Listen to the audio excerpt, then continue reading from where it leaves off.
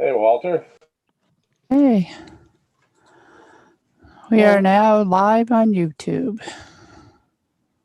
Hello, everybody. Hi, David.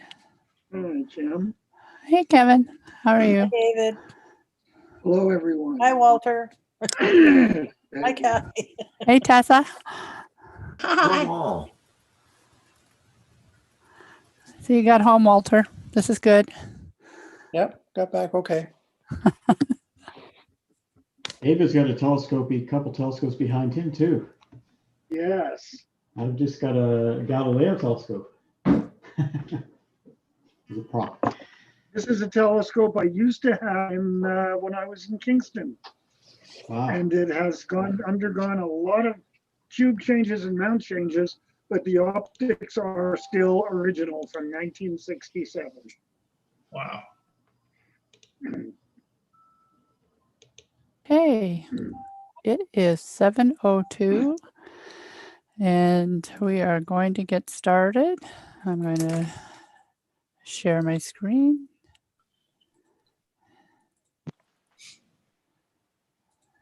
Okay, does everybody see that? Awesome. Okay, welcome everybody to the Kingston Center regular meeting via Zoom, and we are now live on YouTube and we're live streaming. Tonight our guest speaker is going to be Dave Lane, but I have a few announcements first. I'd like to introduce our executive, Kevin Kell, who is editor, John Hurley, who is our National Council rep, Susan Gagnon, who is our treasurer, Lori Graham, who is our vice president. Hang on here, I'm trying to see everybody. I don't see everybody. Francesco, who is our librarian. Is Acer here yet? Okay, and who else am I missing? Rick Wagner, past president. And I think I have everybody, and myself, Kim Hay, who is secretary, who is the president. Secretary Acer, I don't think has shown up yet. Okay, so. Your honorary president is here too. And the honorary president is here too. Okay, this year, Kingston Center is celebrating its 60th anniversary. And since we aren't able to get together in person yet, we are sort of hoping to have something planned for the fall. Right now, of course, the university does not have any gatherings at all. So we are still on Zoom for the foreseeable future. And we're all just going to have to do astronomy in our backyard. This year, we are going to have our science fair, which is virtual this year, and it's the week of March 22nd to the 26th. And Bruce Elliott, I don't know if Bruce is on yet, is the coordinator of that for the Kingston Center this year. And we do have a few members that are going to be special judges for the Leo Enright Award. So when Bruce comes on a bit later, we'll get him to chat about that. There may be a Fallen Stars this year. Possible date is September 10th to the 12th. It'll be at the South Bay Campground as we've had in years past, so stay tuned. Announcements. Malcolm Park received his certificate for, I believe, Widefield. Malcolm? Yes. And we have a few more people. Yay, way to go. And we have a few more people that are working on their certificates to get them sent in and approved. National Council meeting was held on Sunday. And John, do you have an update for that?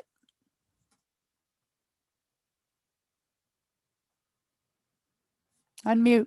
There you go. There we go. I thought maybe you unmuted me. Okay, yeah, not too much. We had a National Council meeting this past Sunday. Main concern is we have a GA coming up. It'll be remote through Zoom and stuff the last weekend of June. The 25th, 26th, 27th. There might even be some remote tours of a few sites on the 28th. Everything's still being worked out. They haven't decided on any registration costs or anything like that yet. But more information will be coming soon, we hope. And they're electing 3 board members at the GA this end of June. Anybody interested in looking this up, please get in touch with somebody, with the exec or us, and we'll let you know what's required and what you need to do. And that's it. A lot of other behind the scenes stuff going on. They're working on updating the NOVA program. So hopefully we'll hear some information from that, but that's being spearheaded by some people in the Hamilton Center. So, yay, yes, Roger, I'm assuming might be involved with that. So we're excited to hear about that because we might be using some of that with some of our new youth members that we have showing up this year and through Zoom and stuff. So that's going to be interesting. If anybody has any questions for National, let me know and we'll see if we can get you some answers. But the new computer system is being still in the testing phase. Hopefully might be live by the end of this month. That'll be the new membership issue. They've opened it up to some people for some beta testing outside of national office for the next week or so. So we'll see if they can break it. And that's about it. Thank you. Okay, that's great, John. Thank you very much. I see that Bruce has joined us. Bruce, if you want to update us on the science fair, that would be great. Yeah, thank you. I've had a couple of communications, and I sent the most recent one out just shortly before the meeting to the whole chat group. I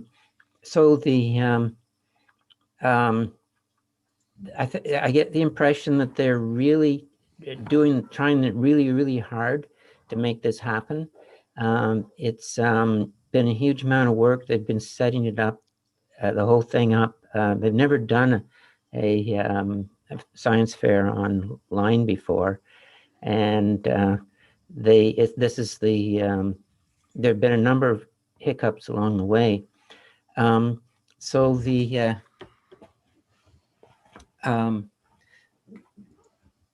think that the deadlines that I mentioned earlier and that are in the most recent communication this afternoon are exactly the same as before. The only new thing really is, and that's based on a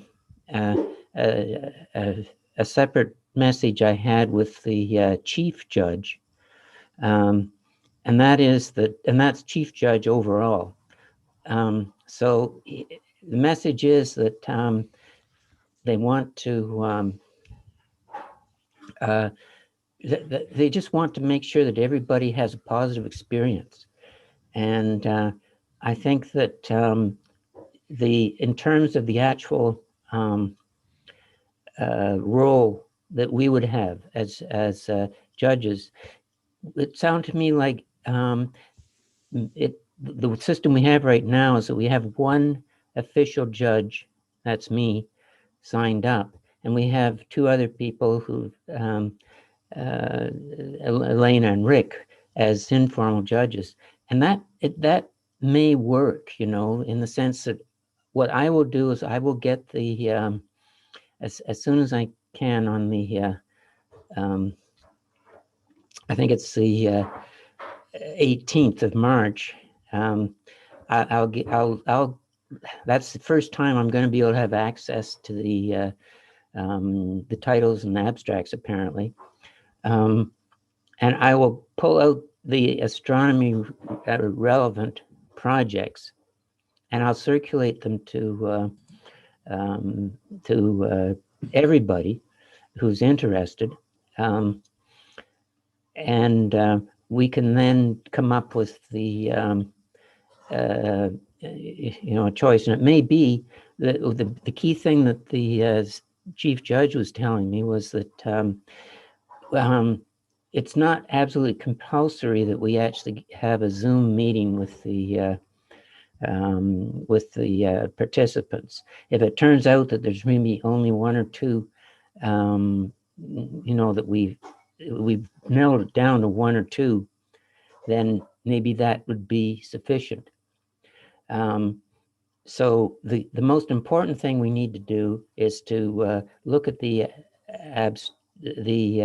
projects and that are relevant, and rank them, choose them, and so hopefully there'll be several really interesting ones. So that's sort of how it is right now, and I think that the emphasis is that they want to try. They don't want to lose the spirit of the whole thing. They want people to not get tied up in all the the electronic stuff we have to do, but to have a good time with it. And so that's what I think Elena and Rick and anyone who else wants to be involved will I'll convene with you as soon as I know what the relevant projects are going to be. Hey, And that's about as far as I can say right now. That's great, Bruce. Thanks. We'll be waiting to hear from you for around the 18th of March then to see Yeah, how things yeah, go. and there may be if there's any other information that comes up, I'll let you know. But I just I know many of the people who are working on the project. They're really committed people, and they really want to try to make this happen and have it a positive experience for everybody. Oh, that's good. That's great. Thank you. Okay, David Levy, you're up.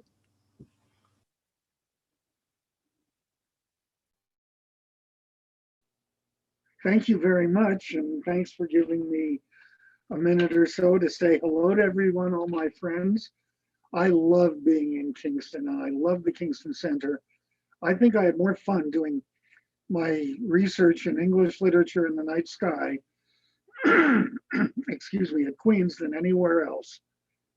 But I really did enjoy that. And tonight I'm going to offer you a poem from a long, long time ago, from 1295, from Dante's La Vita Nuova, A New Life. Excuse me. And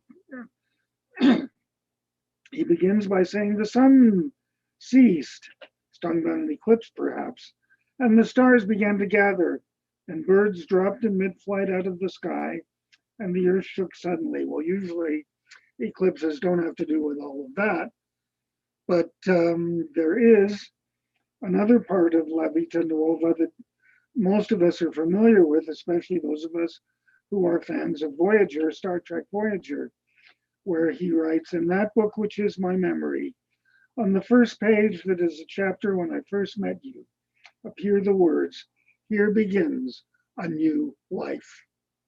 And so welcome to our meeting tonight, and let's really enjoy it. Thank you. Thank you, David. That's great.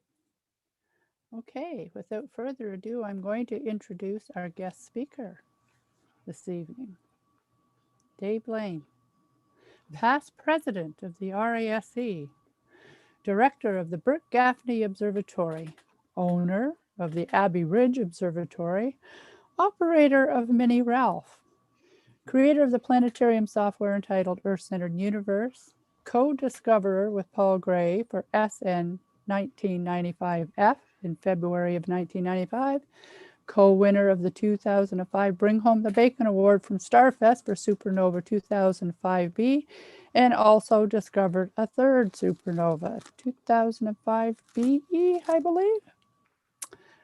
He's also the recipient of many RASC awards and the Fellowship of the RASC, and he's Dave number 8 of the Dave Society. He also has an asteroid 117032 David Lane named after him.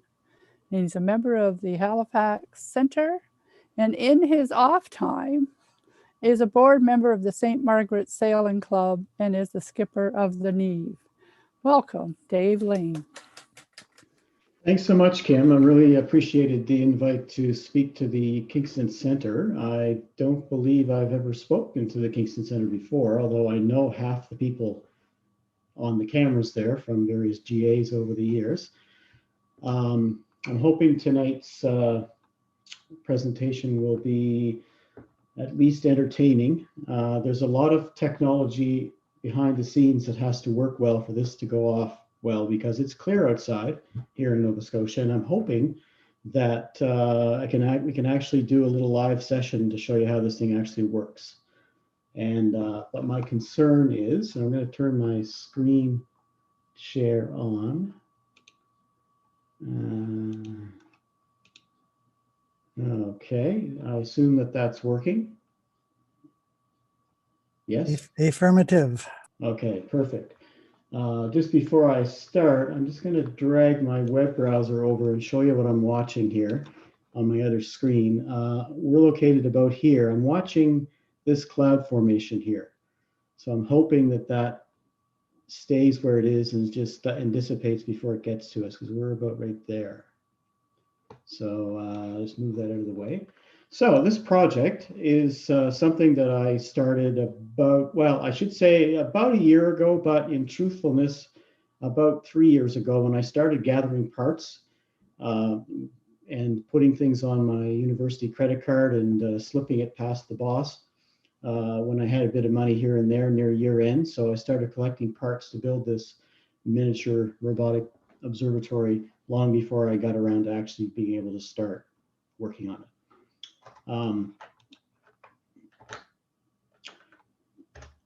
Okay, here we go. Yeah, so the motivation essentially was, as some of you know, I've been spending a fair bit of my time over the last number of years working on robotic telescopes. First, in order to work with Paul Gray to discover a few supernovae using the Abbey Ridge Observatory in my backyard, and then eventually we were able to acquire some money to automate the observatory at St. Mary's University. That's the large on the right here. And I've been developing this software that automates observatories and makes first, sorry, did someone, no.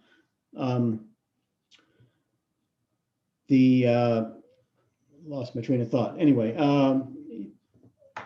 yeah, so essentially what I wanted to do is leverage the work that I'd done with the medium and the large telescopes and scale it down both in size, but also in cost and complexity down to a smaller telescope that potentially, you know, any amateur astronomer, perhaps a school or a university or whatever who might want to duplicate this thing could build relatively inexpensively.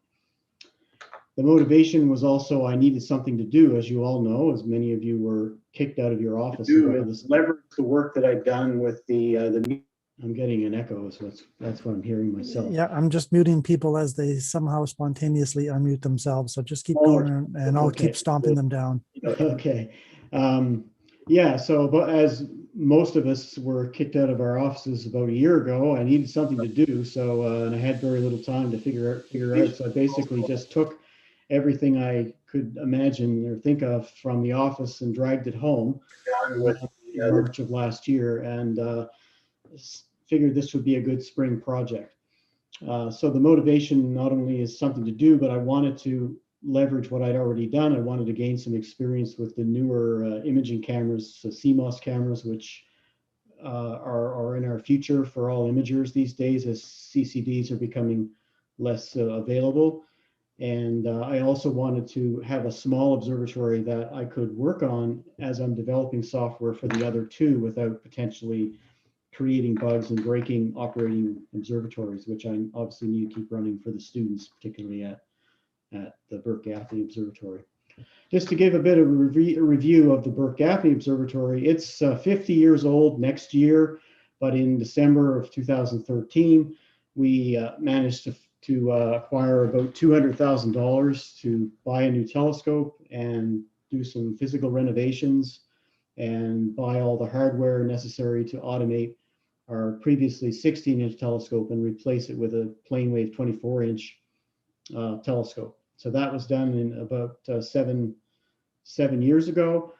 And as part of that process, we promised our donor that we would make our telescope accessible on social media. And I had done some experimenting with that beforehand, but it was a gamble that I would be able to make it work. So we made this promise, and you know, just like the Bugs Bunny cartoon about coming for the high diving act, I had to deliver. So it took me about a year and a half, 2 years, I guess, to develop the first version of a two-way method of using social media programs, initially Twitter, to communicate with a robotic telescope and get images in near real time. And it was the world's first when it was, as far as I know, still is, when it launched at the GA in Halifax in June of 2015. Bunch of things that came later. We added other methods to communicate, email, so that people didn't have to use a proprietary service such as Twitter. I adapted the software to the Abbey Ridge in my backyard. We added Facebook Messenger. Eventually, we added a dedicated app for Windows, Mac OS, and Android, and iPhone, although that's presently not available due to issues with the way Apple runs the world. And we added the ability to just use a text from a standard phone. And last fall, I should say, because of the COVID situation, having all our university students taking their courses remotely, we wanted to provide some sort of live observing so they could have an interactive use of the telescope through a web portal. So that was developed shortly after I finished the mini robotic observatory and got that working so that I could use it as a development platform to develop this new technology. And I think it's been a success over the last 7 years or so. We've had about 10,000 observations by over 800 observers all over the world. Probably about a third of those would be our students, but there are Canadians, members, RASC members across the country, including some Kingston Center members that have used either the Burke-Gaffney or the Abbey Ridge Observatory, and even the new one, the mini robotic observatory. And there are actually observers all over the world using it for fun, but also using it for variable star observations, asteroid positions, exoplanets, all kinds of things, using up the spare time. So the goal here was to create an inexpensive telescope, so less than $10,000. I know that sounds like a lot, but when you add up, you know, $1,200 for a cheap telescope and a $1,500 for a mount, and you know, a couple thousand for a camera, you can quickly add up the parts. But I think when I say 10,000, I mean all in. So that's tax, shipping, U.S. exchange, the whole bit. And you can do better than that if you want to spend a little less on your telescope or your camera. I wanted to be completely self-contained, so not need any other resources other than electric power and an internet connection. So everything was in the box, scope in the box. And I wanted it to fit through a 32-inch door because I wanted to be able to fit through a doorway, up a stairwell, onto a roof of a school or wherever without any kind of special. And I wanted obviously to be able to get it in and out of the house when I built it, and be able to drag it potentially even to a star party on a trailer if I wanted to do that. I wanted it to run exactly the same software that runs on the BGO and the Aero with no changes. And that during my development process, I had to spend a lot of time kind of generalizing things so that even though it's adaptable now to 3 observatories with quite different hardware, different cameras, different mounts, etc. It would be easier, very easy now to add, additional cameras and mounts and so on, now that I've generalized it. It also needed to operate in queue mode, be multi-user so that anyone could use it around the world, same as the other observatories, or live via the web at a particular time, as I mentioned, for our student use. So what does this software suite do, this thing I call Mission Control? I didn't have a name for it until I wrote this presentation back in November for the Toronto Centre, which I gave a similar presentation. I'm calling it Mission Control. I don't know why, but that's one of the programs is called Mission Control. You basically choose a method to talk to the telescope, whether it be Facebook Messenger, Twitter, SMS, text, email, the communicator app. You basically have what's we call a chat bot style interface. And anyone under probably 17 knows what a chat bot is. It's some sort of a computer that you talk to and it talks back.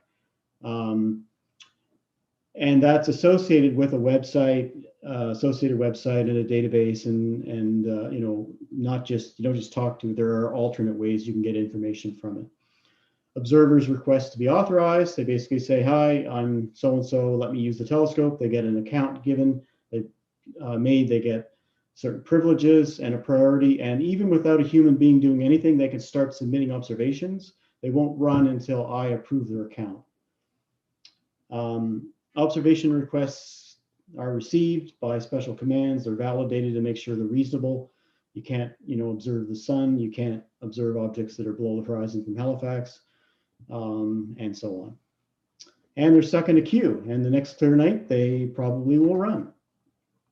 So the queue is queried. Observation requests can be edited by the observer afterwards. They can delete them. They can alter them. They can set various observing parameters.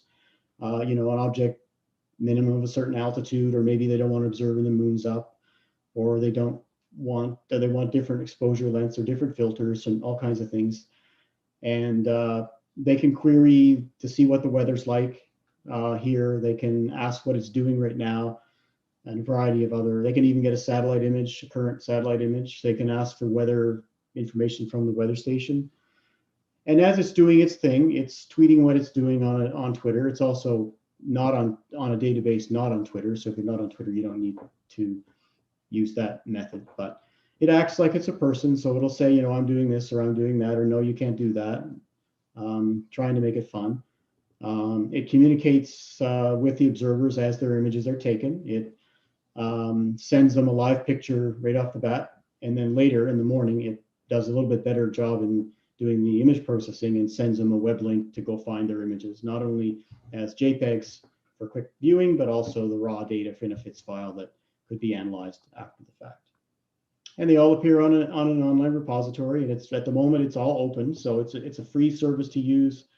So therefore, the images are available to anyone. So there are literally 10,000 observations sitting there in the database that anyone can wade through and use.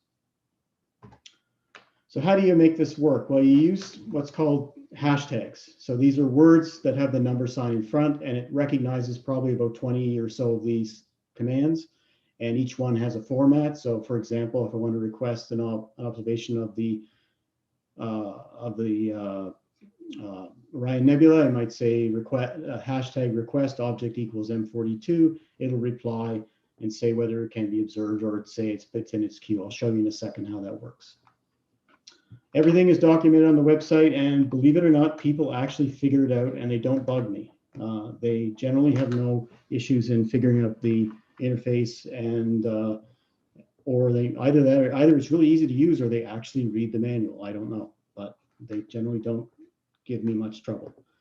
And there's a communicator app which will even take some plain text commands like take a picture, or what's your status, or things like that, or what's the weather like, things like that you can do just with plain text words. It's not really smart. It just looks for certain keywords and tries to figure out what you're asking.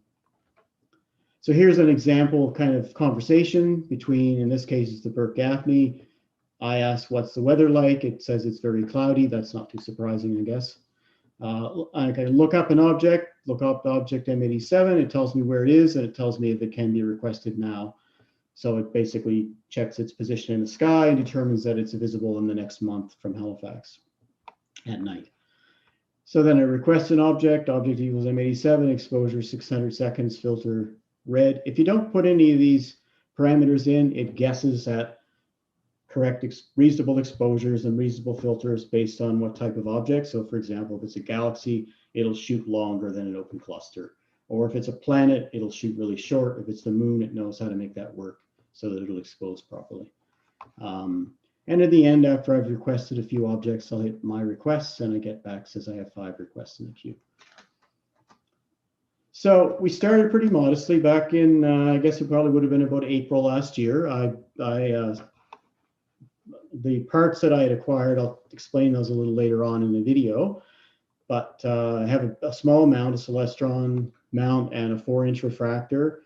And I set it up on my deck just in the tripod. You can see there's the, assuming you see my cursor here, that's the computer just hanging there that runs it. It's got a wireless to the house. There's a cloud sensor there as well.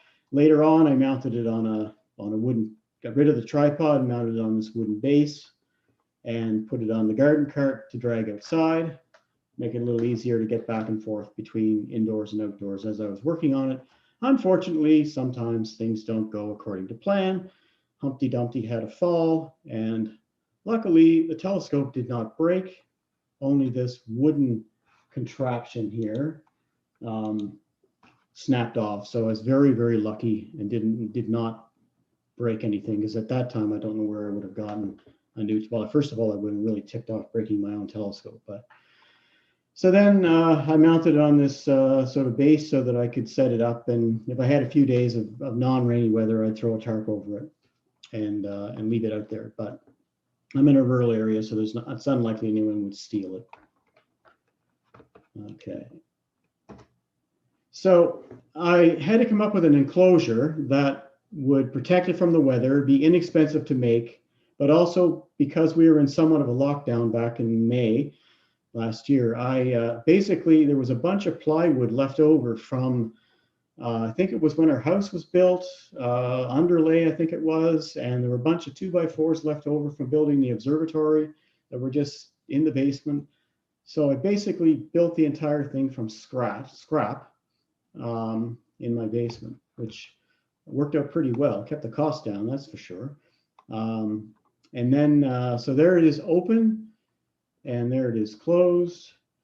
And to make it weather tight, I added, there it is sitting outside where it is now. I added, I painted it and added some handles so I could lift it or carry it. Added some weather stripping and some metal roofing to protect it from the elements. And so far it's survived pretty well this winter. I haven't seen any significant amount of snow inside the observatory. There it is in its open configuration.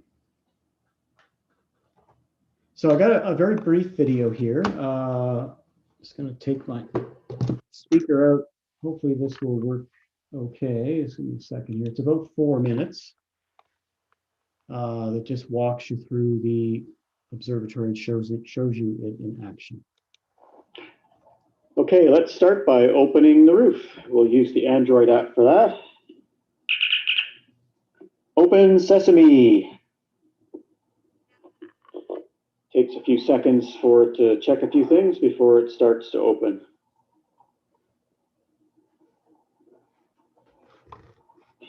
I am opening the roof. Okay, while it's opening, I'll just mention a few things. It sits on any flat surface. You just shim it to get it level. On the side, on the east side, there's an access panel that allows you to get inside in the event that the computer won't open the roof for you when you request it. There's a cloud sensor, which is separate. And it's oriented with the long direction in the north-south, and the shorter is east-west. So on my right here is the western direction. East is this way. The opening and closing is done by 4 linear actuators. And these have auto stops in them, so they run as far as they can and then they stop. And when closing, there's magnetic switches here that are used to detect that the roof is in the closed position. Let's move the telescope. Go to Ring Nebula now.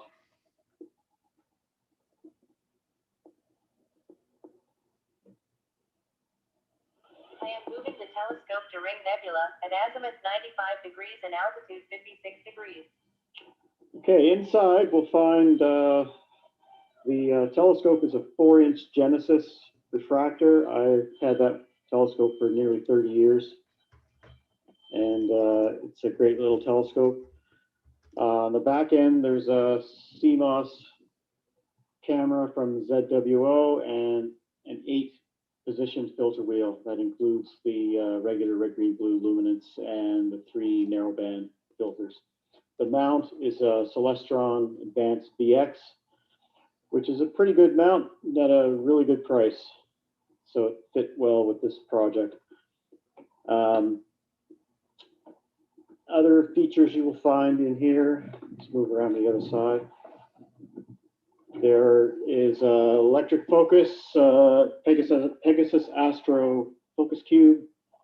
And over on this side is a relay controller used for turning things off and on, running the dew heater. And a USB hub, which can be controlled such you can individually turn on and off USB devices, which is an excellent feature when you're running remote and you need to reset something without rebooting the software. Under here is the computer. It's sort of a brick style computer, self-contained, includes everything that the observatory needs: a website, database, data storage, image processing, and a power supply here on the right, which essentially is just 12 volts. So this system could be run on 12 volts or 110 as I have it presently configured. And last but not least, this little device here is a ultrasonic sensor which detects the presence of the telescope above it. That's just a safety feature to make sure the telescope is in its parked position before it tries to close the roof. Otherwise, the scope would not fit, and that would not be good. So we'll just end this brief video, and we'll close the roof. Close sesame.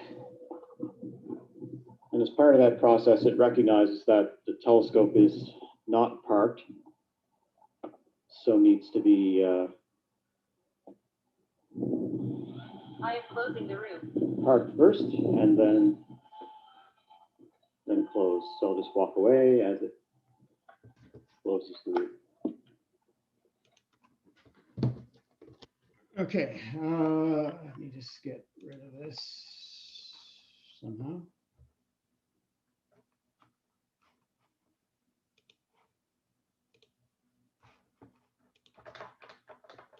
Hopefully that worked out okay. It's how well a video will work. Anyway, just a few tech specs just to give for those who are interested in the nuts and bolts of what's in there. The telescope is, as I mentioned on the video, Televigenesis, which I've had for close to 30 years, I guess. It's a great little telescope, and a Celestron ADX mount, ZWO camera. This I run it 2x2 binned. So it's still pretty good resolution, even 2x2 binned. Gives a beautiful field of view of about 2 by 1.5 degrees, which is great for fitting just about any messy object. And it has enough resolution, 3 arc seconds, to be able to resolve quite finely. And the focus is just awesome with that refractor, even though it's not, a modern refractor. It's a 30-year-old apochromatic refractor. Yeah, I mentioned some of these other parameters before in the video of what's inside, so I won't dwell on that. We are located about what's in my backyard now, which is about 25 kilometers west of Halifax, so it's still pretty dark. You can see the Milky Way on the best nights without any trouble. So let's have a quick demo here of this of the communicator app. Now, when you communicate with it using the app, it's the same as if you were sending messages, direct messages, or public tweets, or Facebook messages. It's all the same. So I could say something like status, and it will query the telescope, find out what it's doing right now, and it's taking observations. Is what it's saying. I'm just, oh, great.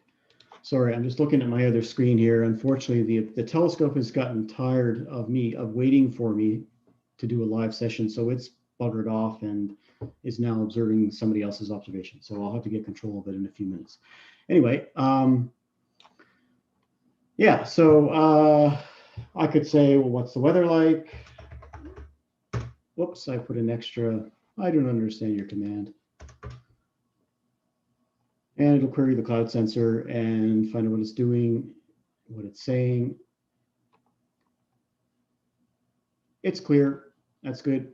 And if I wanted to request an object, I could say, you know, request UST object equals, I don't know, M1 exposure equals 30 seconds. Whoops, I guess I need to be able to spell correctly. And it'll stick that in the queue. And now if I went over to the web and said, show me my requested observations, it will bring up a little web browser and tell me that M1 is now in the queue as number 754. And if I clicked on that, it would tell me the parameters of it. So because of the defaults, it basically will observe without many constraints. But I could say minimum altitude, maximum moon, full size image or a half size image, these kinds of things. I could even specify take place at a particular time, or be auto repeated every day, every night, or several times a night, or whatever you wish. There's a lot of flexibility in how you submit it. So I won't dwell on that. There's lots of commands that can do all kinds of things. This is just meant to give you just a brief idea of how that works. I'll get back to the presentation. So live observing, that is the feature that I really wanted to do or needed to do last summer in preparation for the fall academic term, when we had reams of students that were literally all over the world trying to take their second year astronomy class, which is has a lot of observing components in it. So the way that works is it's just a special version of the communicator app that runs within a web browser. So there's a specific address you go to on the web, and you log in with a user account, the same account you'd use to log in with the app on your own computer, and you request a time window. You give it a date and a time and a minute and the duration, and you request it, and then when that happens, it actually sends you a message telling you it's your time's up. Log in, and away you go, and you get this this window. I won't dwell on this because I'm hoping to show you this live in a few minutes how it works. But this is just a screenshot. Well, you can see me taking a picture of my screen when we had a student session earlier this term. Tiffany is our TA that was running this particular session. There's 3 students that were taking images of various bright objects. In this case, it was with the Burke-Gaffney Observatory, not the mini one. How does it work? Well, it's a bit complicated. It's built on probably 20 years of software that I've developed, that I originally wrote this planetarium software that Kim referred to. But to search for supernovas back in the, I guess, the early 2000s, with Paul Gray, I developed this application called the Abbey Ridge Autopilot, which is basically a language, a computer language that is specialized to run observatories. And then I built on that to be able to develop the capability to run the full automated observatory. So it's become smarter and smarter as the months and years have gone by, and is more and more fault tolerant. It's still not perfect, but it basically runs itself, provided there aren't any hardware issues or Microsoft isms that go on, and because it is running entirely on Microsoft Windows. These blocks just show the various physical things, such as the focus cube that measures focus, or MaxMDL, which is an application that connects to cameras and focusers. There's a database, there's a website, and there's the programs that communicate with the users through social media. There's obviously an email server, which it needs to be able to talk to the world through. And there's ways that people can communicate. So there's a way that I can log in remotely using Windows Remote Desktop to be able to fix things and administer it, whether it's in the backyard or around the world somewhere. So I want to show you a few examples of images that it's taken recently, and to show you what you can do with a pretty small telescope. This image was actually taken by an amateur astronomer in Italy whose name is Simone Belzoni. He found the Burke-Gaffney somehow, I don't know how, and then he started using the other observatories largely for fun. However, recently he started to get into variable star observations, so that's great too. He took this image from a bunch of independent separate images in luminance, red, green, and blue filters. You can see the total exposures about 2/3 of an hour. And he actually used the observatory's commands to create this color image and do the image processing. One of the unique features of the software system is the ability to actually process images entirely through these commands. So you don't need to download a FITS file, figure out how to use a complicated piece of software to generate nice images. You can do it entirely from the app or by sending it commands from Twitter or Facebook or whatever. It's really quite something I'm really proud of, and how easy it is to use. And you can generate pretty nice images. Here's an image that I took. This is about 1.3 hours of exposure of the Coma cluster. I hope you can see that every one of these little fuzzy things here is a galaxy. There are 2 or 3 bright galaxies in this Coma galaxy cluster, but there are literally hundreds of fainter galaxies. To show you, this is a shot from my planetarium software, just showing you, hope you can see the match there.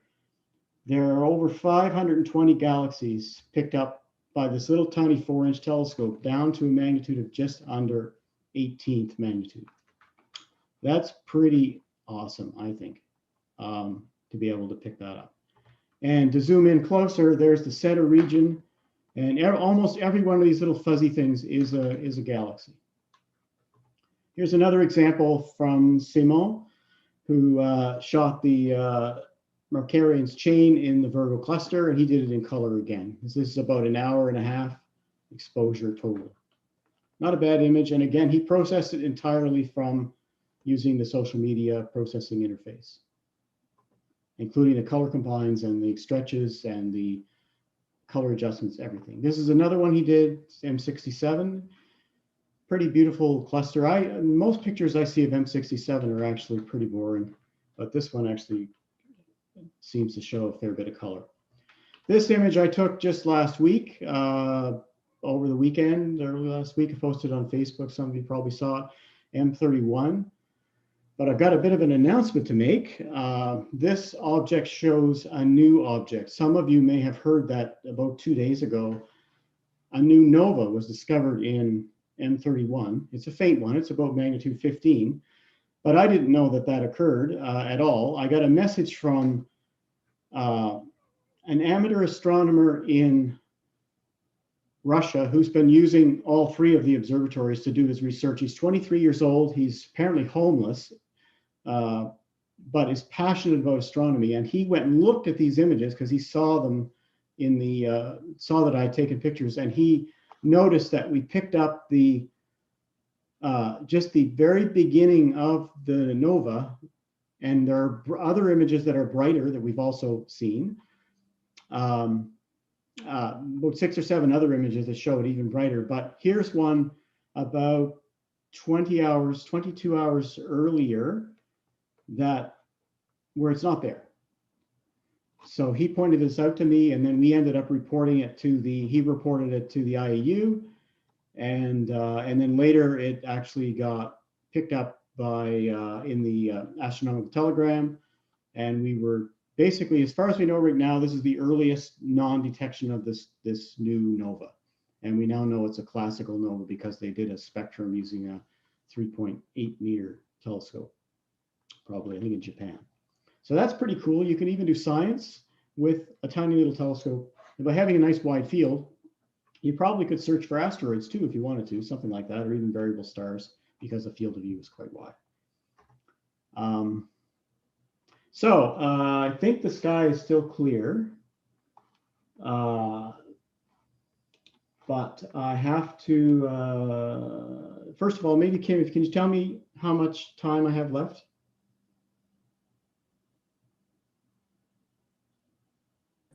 Whatever you want. Whatever I want. Yeah. Okay. All right. Well, I won't keep you. I won't take advantage. Okay. So, so what's next is I thought I would just show you how the live interface works and how easy it is to use. So if I hadn't have, the way the live portal works is you submit basically a request. You say, I want a live observation. In this case, I set it for 3 hours and I want it to occur at this time, local time, today, 21/3/10 at 8:45, and no offset, so just at 8:45, and then within 60 minutes of that. So you give it a time range, and I give it priority of 100. But if you start a session, which I did earlier, and then you don't do anything with it, after 30 minutes, it kicks you out. It assumes you've either lost internet connection or you've gotten bored, or you closed your browser, or you forgot about it or whatever. So it basically kicked me out. So now I have to request a new observation so that we can get back in again. So I'm just going to bring the communicator browser over here again, and I'm just going to paste in that same thing. And the time here is 8:53. So that's 8. I guess that's, I'll actually make it 9, 2100. I'll give it a nice wide error range. So make sure I get this right. March 10th, 21, 9 hours, 0 minutes, plus or minus 60 minutes, priority 100. That basically just takes over anything it might be doing. I send the request, and I've obviously buggered something up.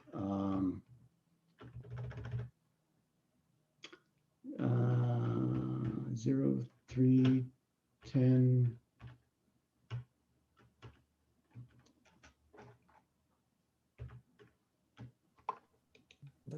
It's like you need some minutes in there, Dave. Okay, year, month, day, hour, minute.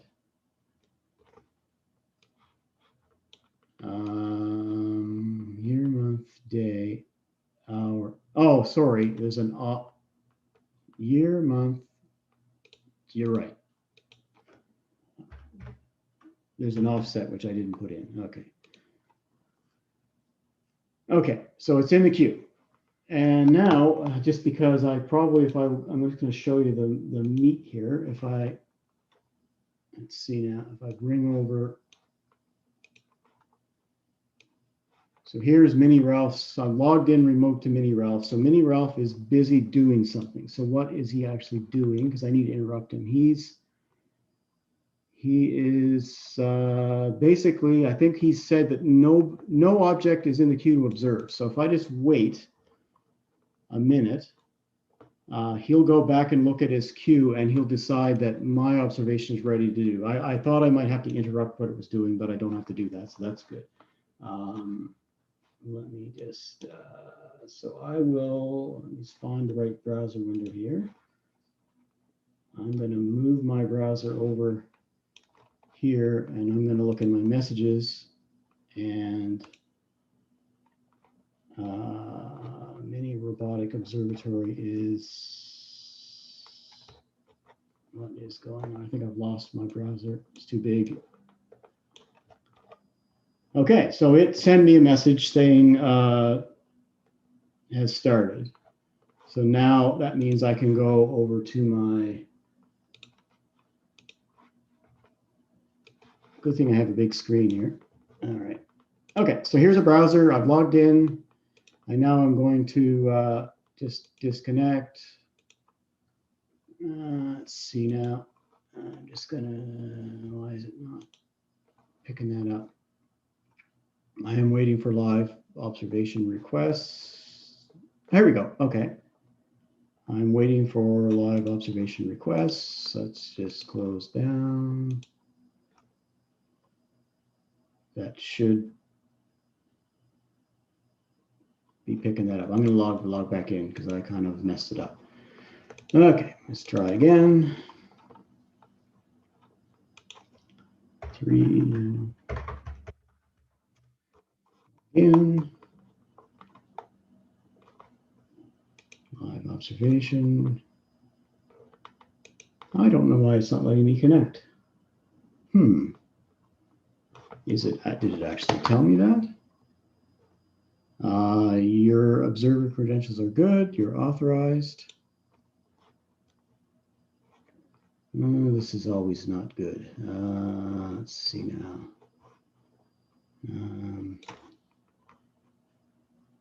Your live session, it didn't has started. It never sent me that message. I'm wondering if I'm logged in as the wrong person. Anyway, I'm not gonna let this go. I don't know exactly what's wrong, but clearly I messed something up. So let me get back to the presentation. Yeah, so we're pretty much at the end. I may try to get it working, and maybe if we can just stick in a few minutes near the end. It's kind of cool to see when it actually works. It might just take me a second to figure out why it's not working. But my invitation to you is to give it a try yourself. You know, send it a tweet, send it a message. You can send it by email if you look on the website for the details there. Ask to be authorized, and you're more than welcome to use it. Take images yourself. I'm not presently opening up the live interface to just anyone yet, although that will come soon. Obviously, I need to do a little more testing on that myself. But right now, there are people, as I say, using it from, and all of the observatories are actually available. If you have a project you want to work on or just want to have fun, the Burke Gaffney has people from all over the world using it, and same with my own backyard observatory. Although I do prefer that it be used for science projects, not just pretty picture stuff. And that's about it. That's kind of the end of my presentation, and I appreciate your patience. And hopefully during the next little part of the meeting, I can figure out what's wrong, and maybe we can pop back just for a few minutes just to show you how it works. And I'd be happy to take any questions you might have. Okay. Thank you, Dave. That is awesome. Kevin's over here making a bunch of notes, so I know what that means.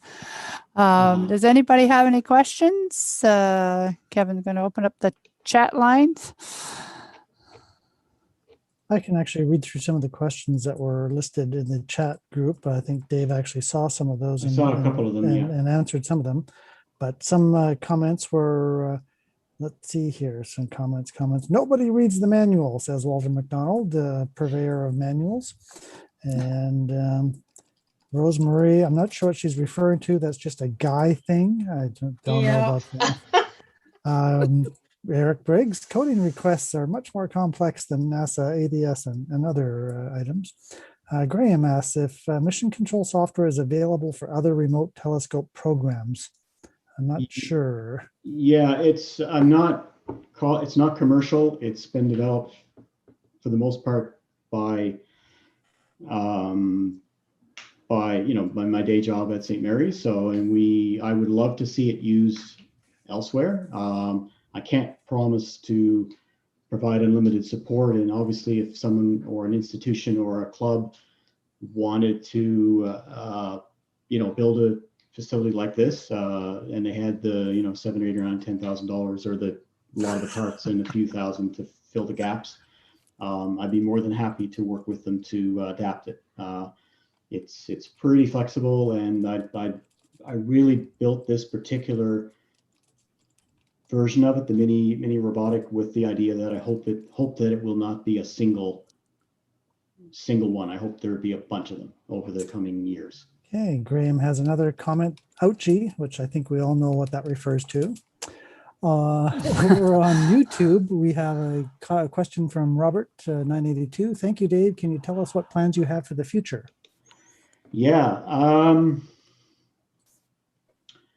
I have, first of all, I want to get the Apple support back. I had a really nice iPhone and iPad app, but Apple, anyone who's been a software developer and had to work with Apple will know that they really make life difficult for developers. So they just changed something and required me to buy a new Mac in order to basically be able to continue to develop software. So I have the new Mac now, not a new Mac, a newer Mac.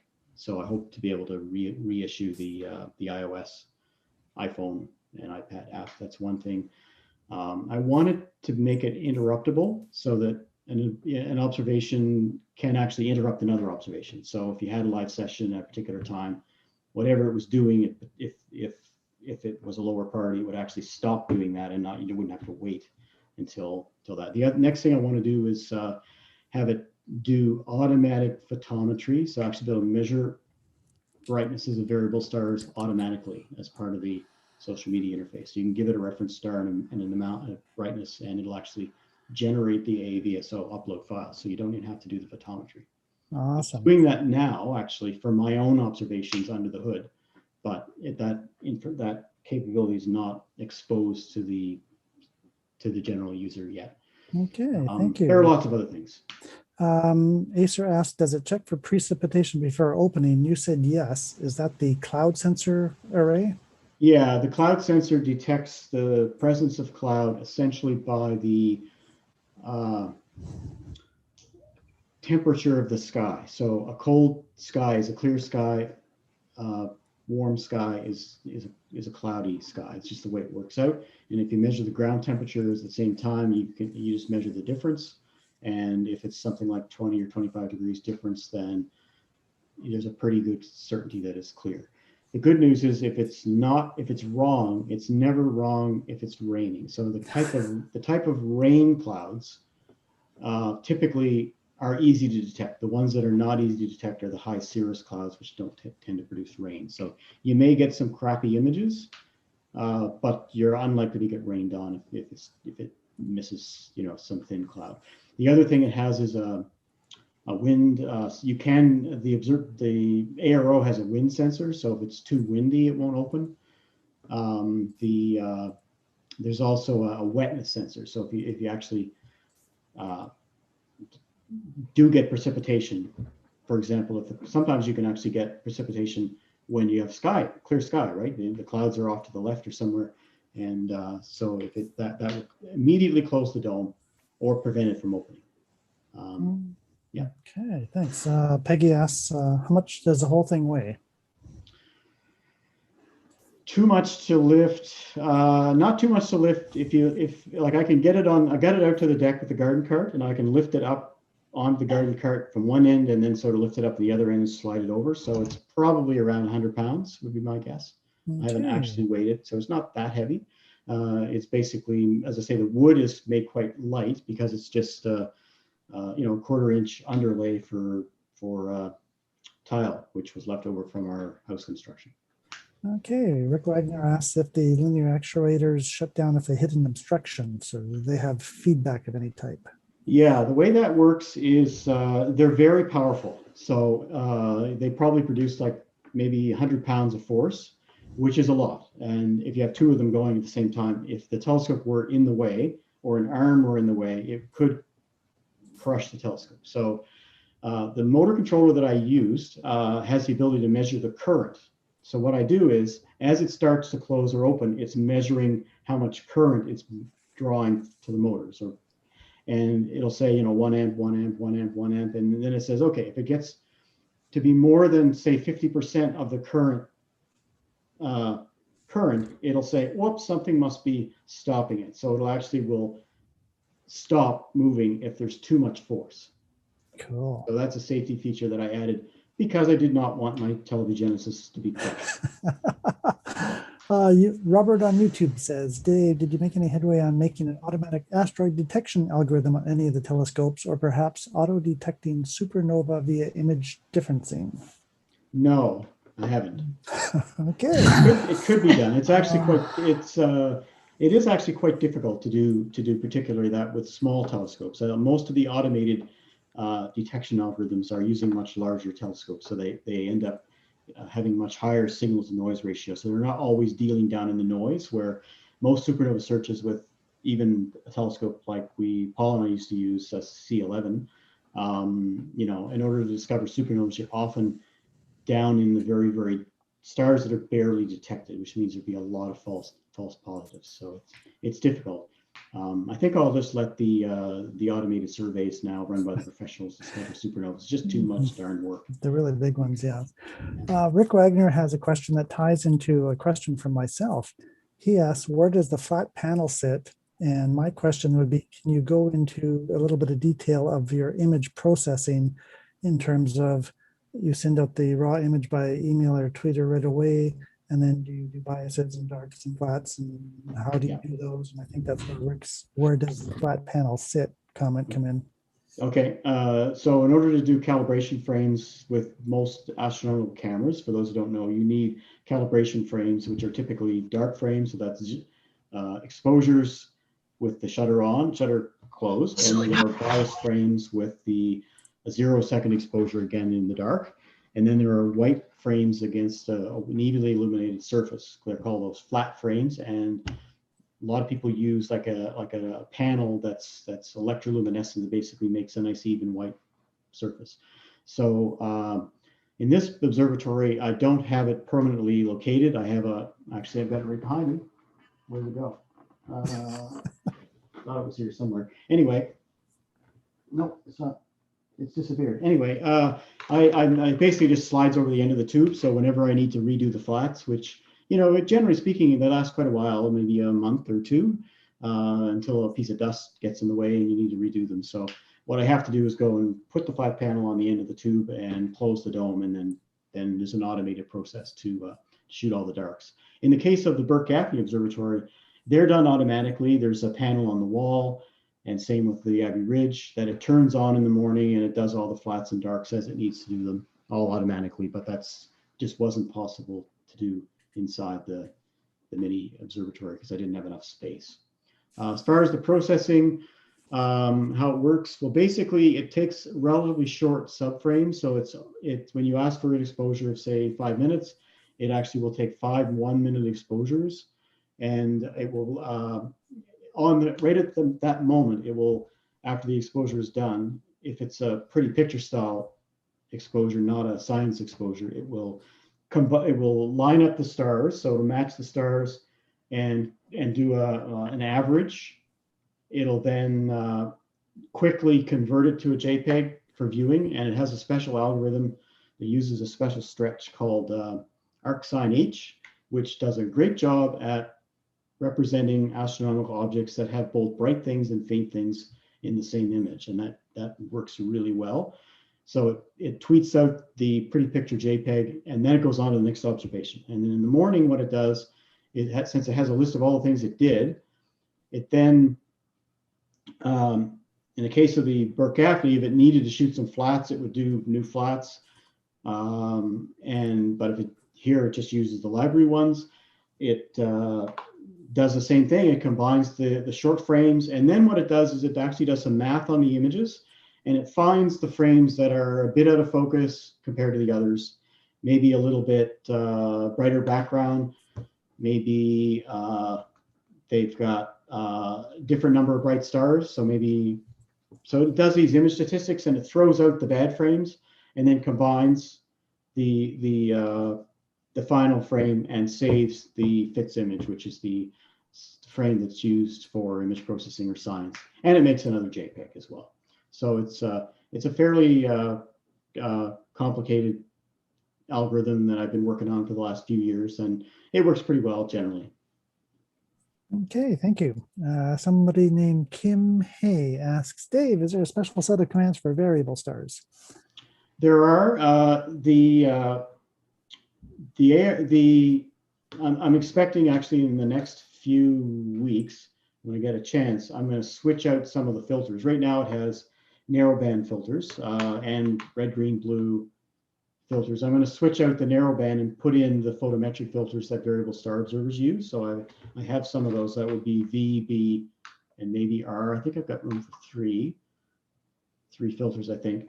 So I'm going to switch to those, but you can control the exposures very finely. So you could say, give me a request that gives me an image in V, maybe 60 seconds, 5 of those, and then in B filter, 30 seconds and 3 of those, and keep it all together as one exposure, submit it, and then you get back the multiple filters of the same object all in one observation. You can also say, observe this cataclysmic variable, whatever it is, and expose it for 60 seconds, but do it for 3 hours continuously. And you can submit that as one request, and you get back a zip file at the end of the morning with all the observations from those 3 hours. So if you were doing what's called a time series, so that's a bunch of observations consecutively, usually with the same filter or same sets of filters. So that's what it can do as well. You can also, if you're observing something like an eclipsing binary or an exoplanet that occurs, you know is going to occur at a particular time, you can use that epoch command like I used a few minutes ago to set the time of the live observation. You can also constrain and say, I want this eclipsing binary to be observed at this particular time, even on a repeating pattern. So if you had a bunch of favorite stars, you could submit them all, and then whenever they came up during eclipse, you could just have it automatically do it. So that's sort of the submit and forget option. So it's quite capable for doing lots of different kinds of science projects in addition to the pretty picture stuff. Thank you. That sounds like read the manual, doesn't it? Rosemary asks about insects, and do you do anything to keep bugs from getting in there? Most of the bugs are in my software, not in the. But no, actually, don't have much trouble. I've lost early on. I lost sleep that if a bird sits on the cloud sensor, it would end the night because the bird is warm and would cause the roof to close. But I've never seen that happen. But not generally, haven't had any, even in the Abbey Ridge Observatory. We're basically in the woods here. Seen some squirrels and stuff like that, but I have not had any issues with bugs or ants. Okay, or anything like that. awesome. Alan asks, is he really inviting everyone to sign up to use these? I'm worried that I don't have the experience and know-how. You can't break it. You can't break it. I was just about to say that. I've been using it for over a year. The way that it's set up is, particularly with the Burke Gaffney, which is a 24-inch, every observer is given a priority, and they're put in a group which has a priority. So the default group, the exposure times are limited to about 5 minutes, and the priority is basically 0. So what happens is when we have students that are doing projects, they are given a bunch of other privileges, longer exposures or time series observations or whatever, but they're also given an increased priority. So basically, if students or special projects are being done that need to get done on a particular time schedule, they get priority and they would trump anything else in the queue. But the other thing that happens often is the telescope will actually sometimes tweet in the middle of the night saying, I've got nothing to do. So if you notice that tweet and you submit right away, your observation will happen right away, provided it can be observed, because some people forget that the telescope does not sleep. So right now, we think about observing, late winter objects when we go out observing with our own telescopes, but you can actually observe summer objects now because they rise, in the morning. So the telescope can work a season or two ahead of time. And people often forget that. So in the middle of the night, sometimes the telescope has nothing to do. Awesome. So the short answer is you can't break it, but boy, even a year later, I sometimes have grammar issues with the command set. Let me tell you, it may be frustrating at times, Alan, but just bear with it. Yeah, there are a few basic rules that you have to follow, but if you follow them, it does tell you when you're doing something wrong. It used to be polite. It used to say, sorry, you can't do this, but I got tired of that. So I got rid of all the sorries in the replies. So it's no longer sorry. It's not Canadian anymore. Kathy and Rosemarie are worried about raccoons, squirrels, and mice being on the inside when you close it up at night in the morning. There are gap. Yeah. If the mice get into our basement in this house somehow, I'm sure they can get out of the cracks in the roof of the. But I've never seen it. I've never seen a bird inside. I'm surprised actually. Maybe just at night they just are not active. I don't know. Roger Hill mentions that other centers are thinking about doing something like this, but they're worried about security. And you mentioned that you don't really worry about security, observatory, and intruders because it's on your back deck. Any other concerns that you've addressed? Well, there are lots of center observatories that have equipment in them, and they, from what I understand, there's nothing really in here that's that much more expensive than you probably already have. So if you're meaning physical security, I guess you might be thinking about when the roof is open. Obviously some kid walking by could, climb in or something. I don't know how, obviously if you could somehow put it on the roof of an existing building, if it's a small observatory, you certainly could do that. I built it, as I mentioned, in such a way that you could, get it up through a stairwell and put it on the roof of a school or something. You could probably put it on the roof of an existing warm room or something like that. And that should give you some security. I think most people just don't know what it is. They're likely to just think it's a doghouse or something. Okay, I've just got two more here for you. I'm going to turn you back to Kim. Scott Young says, great talk, Dave. Can't wait for the BVR filters to go in.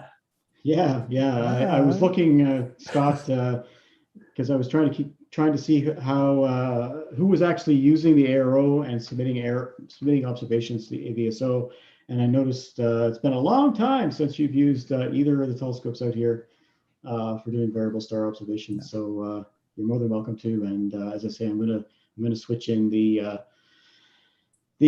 filters soon with the MRO, and because it's tiny, it's only 4 inches. You could observe a lot of really bright stars that are not accessible using the larger telescopes because they'd be overexposed. Okay, great.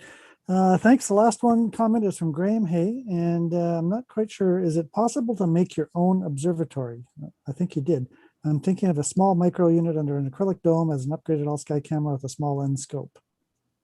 So I'm not quite sure. Not quite sure. Yeah, I think wanna... if he's thinking about maybe making a dome that's just all glass instead of having something that opens. Graham, did you want to unmute yourself and hello? That?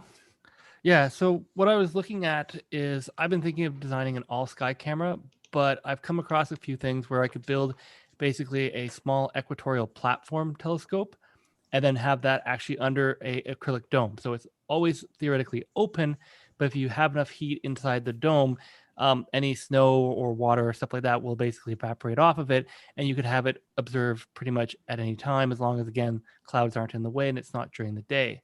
So the main issue with that is basically getting to control, and that's where I was wondering if this software could be done, because then you could actually design a basically self-contained unit that has an acrylic dome, so you don't have to worry about opening and closing it. And basically the only thing you need to do is during the day, have it basically home north, so you don't have any chance of the sun bouncing into the optics.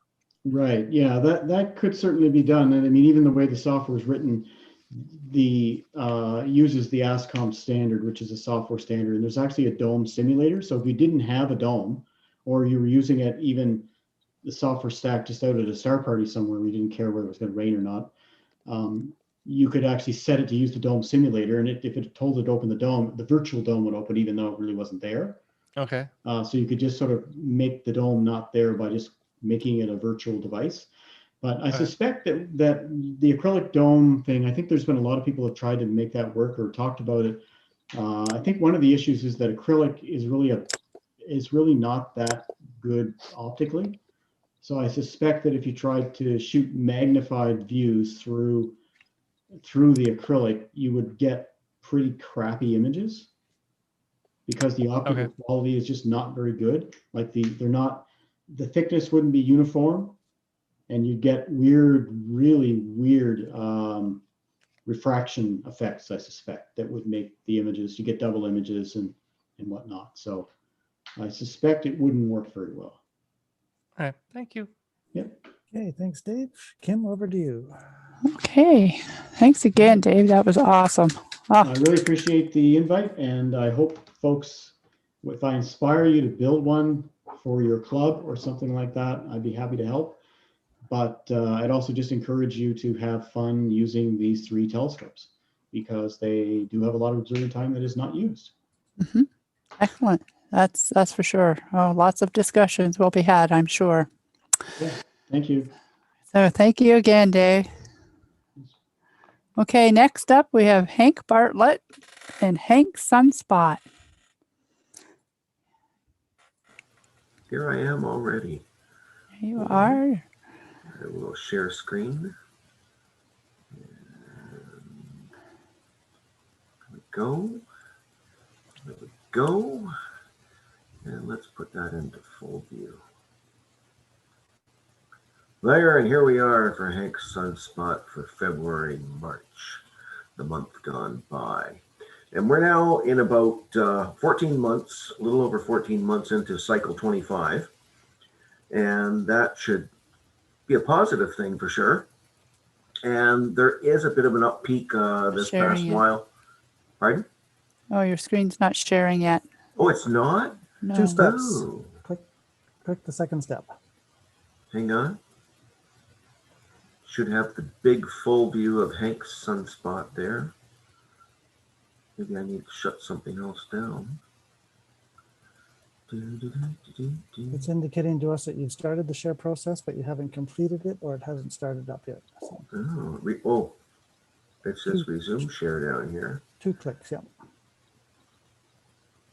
Come on, do something.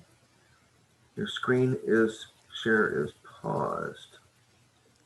You should One be click fine. on it. You're a co-host. Why is it paused? Okay, Well, let's stop it. let's stop it. Yeah, and try it again. yeah, absolutely. Let's do that. I like starting over. There we go. Yay. It says you are sharing screen. Is that the page, the initial page? You are good. Good to go. Up there, I am good to go. So as I was saying, we're about 14 and a half months into solar cycle 25, which started in December of 2019. And it also, I saw on another site that it ended, the previous one ended in May of 2020, which is a little confusing. Well, actually, it was, sorry, pardon me, it was the minimum ended in May of 2020. So the cycle started in December of 2019, which obviously at that time we had a sunspot come up, which was of the new cycle. And then the minimum actually ended in May of 2020 as things started to peak up a little bit. We've had 6 sunspots in the past month here, which is pretty darn good. They're not very active, but hey, we'll take anything at this point. And it gives me an opportunity to show my images. Some of these, some of you have seen on the Wednesday chats, of course. And this is the 10/22, yes, this is the one from the 22nd of February that had the really nice filament, which I was able to get a lot more detail out of than any other one before. And we also have 12803 active region, the sunspot in the upper northeast of the sun. And that was the first one of the 6 coming on for this 1 month period, this 4 weeks or so. And then on the 26th, you can see that 803 is gone, 804 and 805. There's 804 at the top, 805 at the bottom. And in hydrogen alpha, both of them are showing, but in white light, only 804 has a nice, large, good-sized sunspot.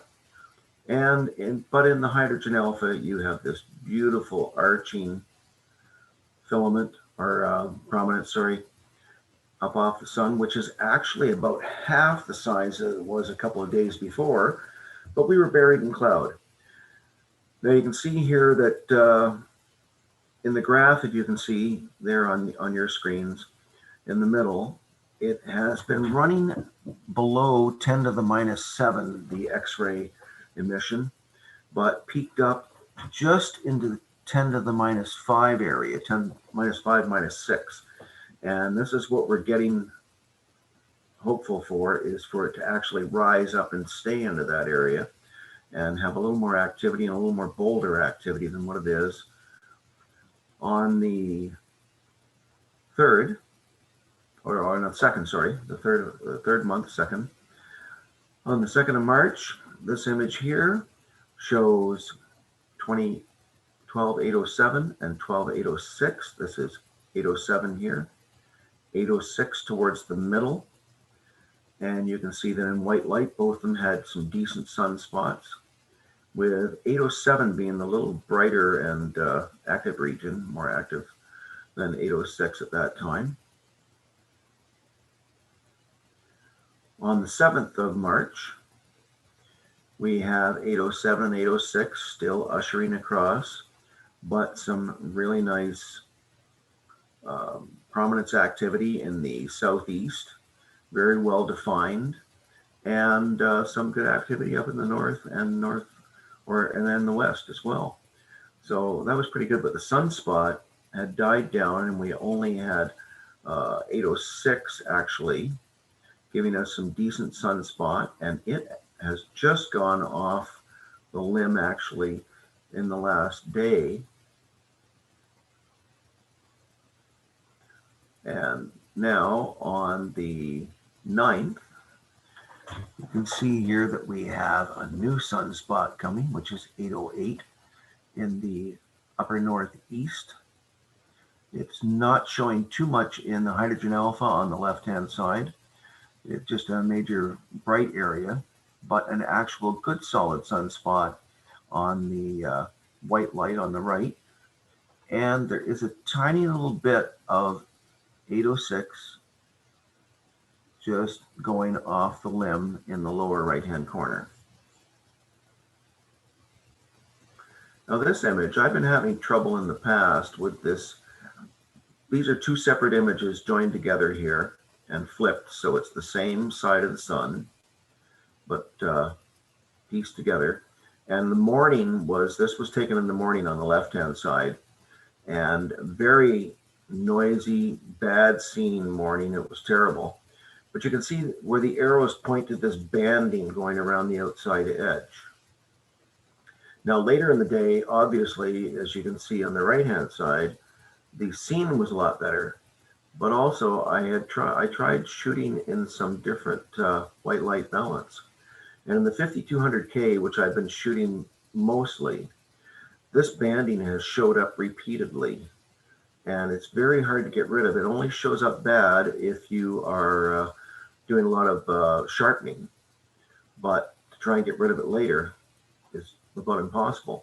I switched to the setting on the camera, which is shade, which is 7000K instead of 5200K, and it's gone.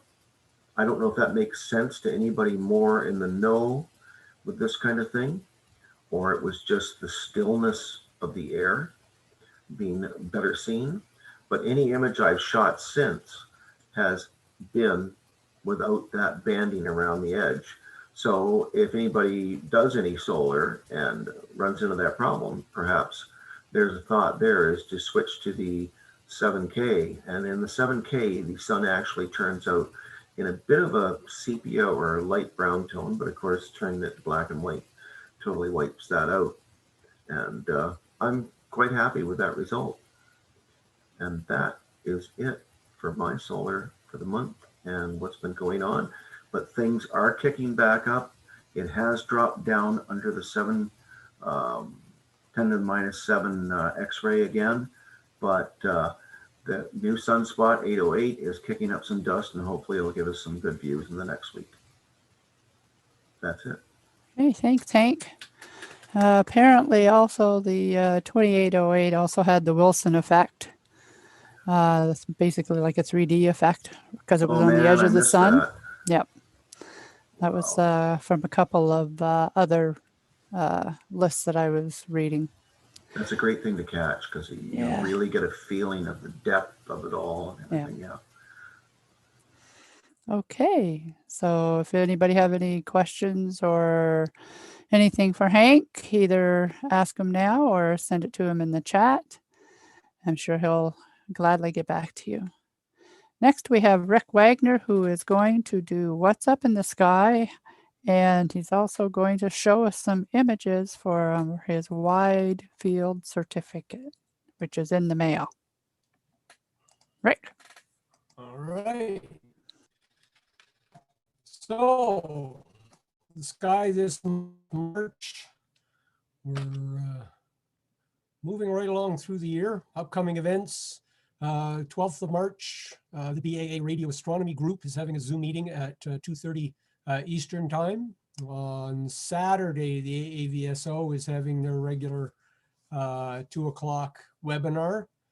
Dr. Steve Howell talking about characterizing variable giant stars. Steve Howell is one of the big names in CCD photometry and stuff, going back like 30 years. He's had a lot of the reference papers on choosing ensembles, choosing apertures for your photometry and stuff. Lots of still really useful papers. And then the second talk is on an intermediate polar. This is basically a cataclysmic variable that has an intermediate strength magnetic field that affects the way they vary. So that'll be very interesting as well. The 14th of March is daylight saving time starts. Boo! But to make us all feel better, that's also Pie Day. So we can all have like stew pie or chicken pot pie for supper and apple pie or something for dessert.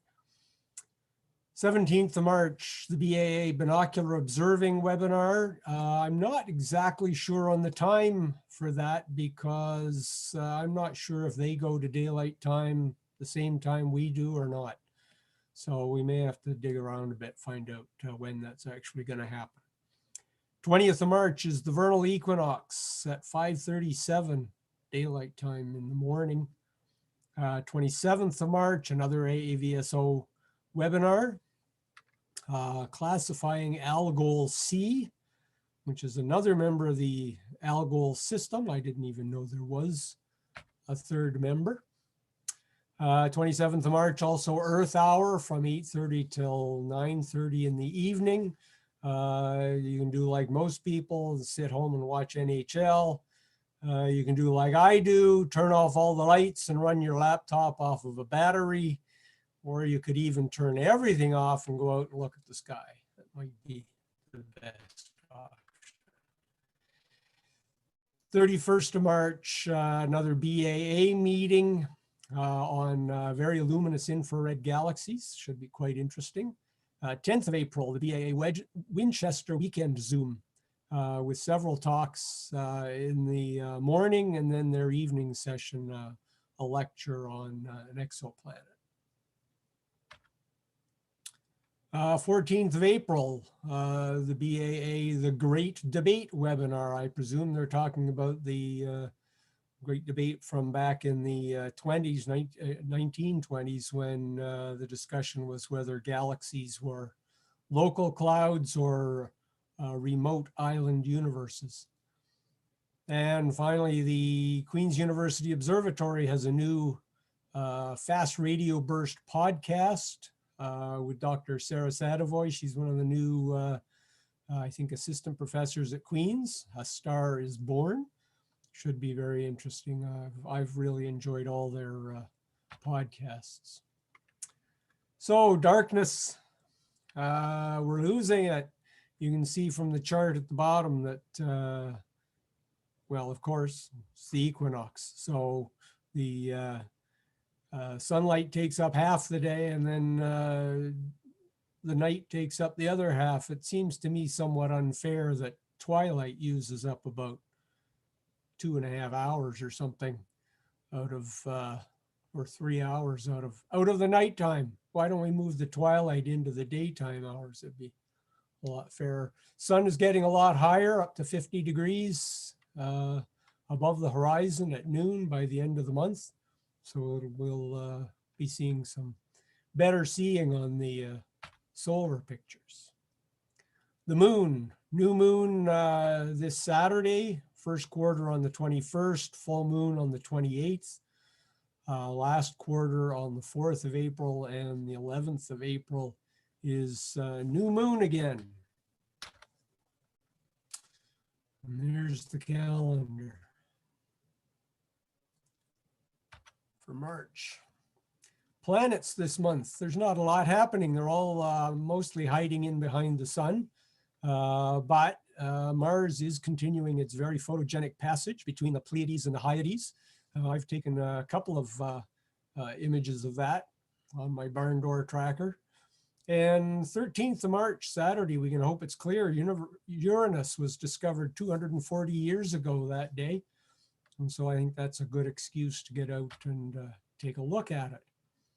So here's an image of a chart of Mars going through between the Pleiades and the Hyades. I'm sure somebody will recognize what software that's from. Uranus, you can see it's sitting nicely in between the hook of Aries and the circlet of Cetus, and it's about magnitude 5.8. So if you're under good dark skies, you might see it naked eye. Certainly be easy in binoculars.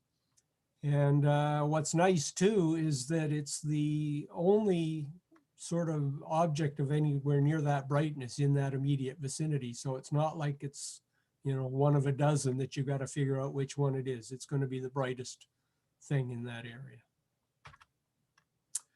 Another interesting thing that I hadn't thought of earlier, but the moons of Uranus, some of them are up around 14th magnitude. So if you're, you know, using a 10 or 12 inch telescope, should be able to pick out a few of them. This is from Stellarium, and it actually shows moons around Uranus right down to 24th magnitude. I'm not even going to try and image that.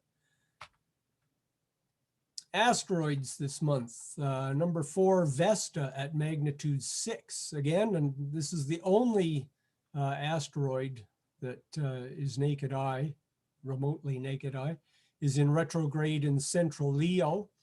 And on the night of the 22nd, it's going to be very interesting. It's going to pass between the two galaxies, NGC 3501 and 3507, both of which are very attractive galaxies.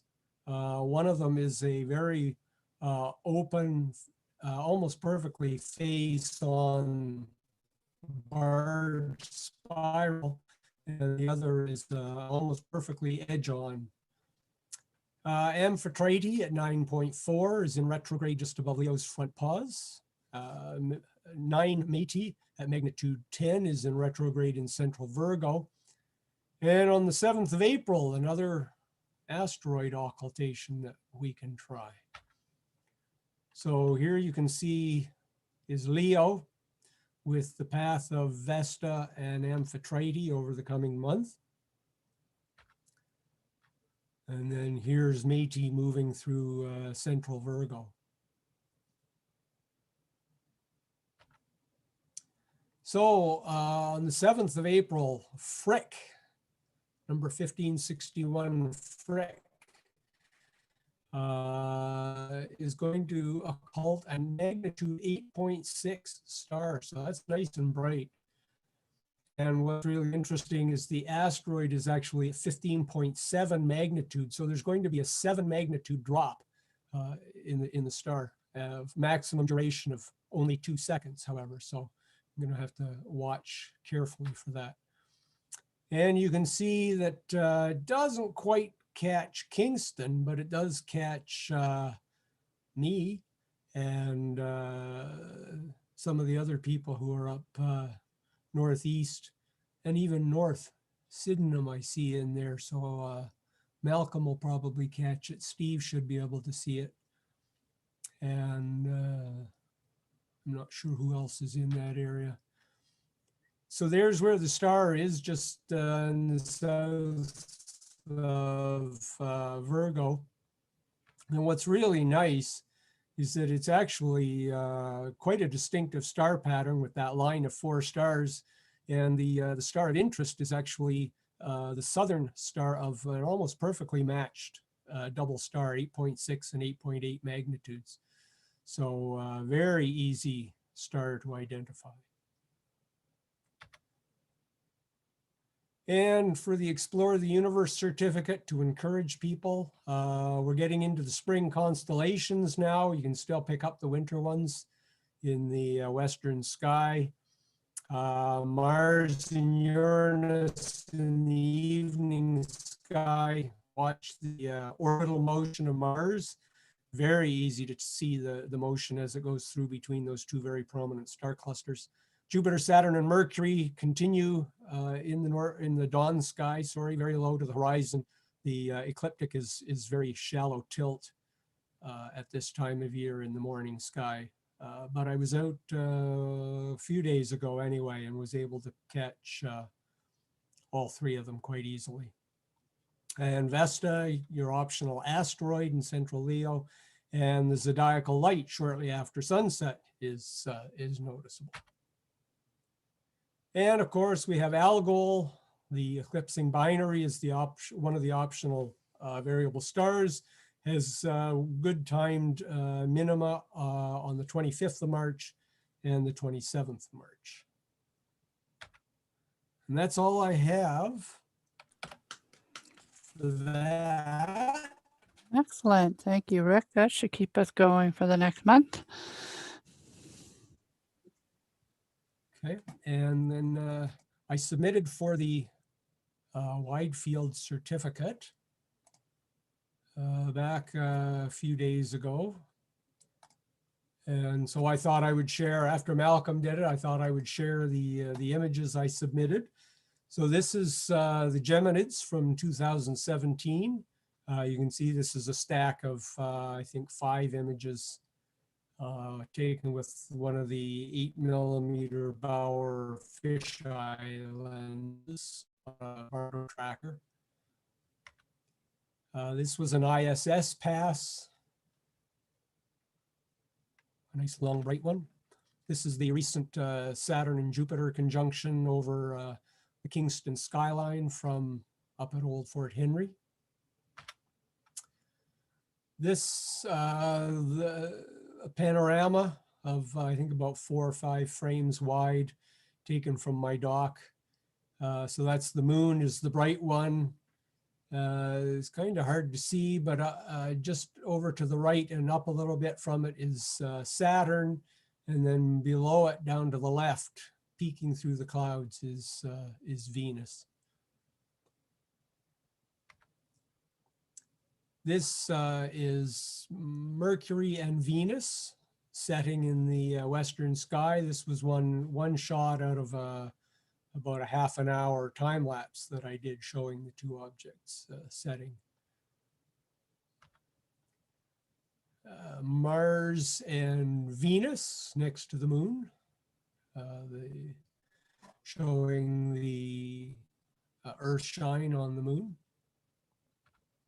Comet Neowise from last summer, reflected in the lake. This picture, I had to canoe out to a little island since the comet's north of me, and I've got all trees. Well, I've got trees all around me, but especially in the north. So I had to canoe over to the island and then canoe back and forth as I went out there and back for mosquito repellent, new batteries, different tripod, et cetera, et cetera. So a long exposure of Orion to capture all the nebulosity and the star colors. This is the solar eclipse. This is a stack of about a dozen pictures ranging from, I think, about 1/1000th of a second up to 2 seconds. 300mm lens on a tripod. And that was taken from Alliance, Nebraska. And this is a solar halo, parhelia, circumzenithal arc. I can't remember the names of some of the other ones, but anyway, so this is taken from the Walmart parking lot with the light standard to shield me from the sun. This is an all-night session of star trails. You can see I caught 2 meteors. And what I really like about this is that because it's a very wide angle lens, you can actually see the stars on the upper left curving one direction around the North Pole, and then in the lower right, they're curving the opposite direction around the South Pole. And the setting sun, I was up trying to take pictures of one of the dawn comets that was up in twilight. And while I was messing around, there was the sun. So I decided to grab a photo of it. I needed a Milky Way shot, so I got this one, some nice thunderstorms going by south of the St. Lawrence in New York State. This one, on my way home from work, I took my camera to work one day, and then in Majors Hill Park caught a very thin crescent moon with Earth shine, and then Venus over to the left, looking over the office buildings in Gatineau, Quebec. And a zodiacal light shot. So this is almost exactly what you'd see in the evening now if you go out. You can see a hazy triangular pillar of light stretching up towards the Pleiades. And that's it. That's all I have. Wow, those are fantastic shots, Rick. The zodiacal light is something I've not seen yet. Definitely worth going out to look for. I Well, remember one year we had a star party at FLO in the Ottawa Observatory.